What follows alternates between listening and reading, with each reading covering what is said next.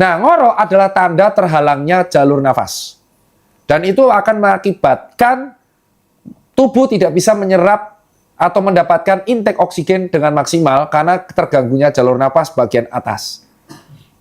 Dan nomor 2, ngorok itu adalah pertanda bisa terjadi sleep apnea. Jadi biasa gejalanya gini. Enggak, ngorok itu terjadi bisa 2 ya. Inspirasi atau ekspirasi. Atau stop nafas. Kalau dia sekali ketutup 8 detik atau 4 detik. Dan ternyata ketutupnya 4 detik nih Kim. Terus dalam waktu 7 jam dikali aja. Gejala awalnya adalah orang tersebut sering mengantuk.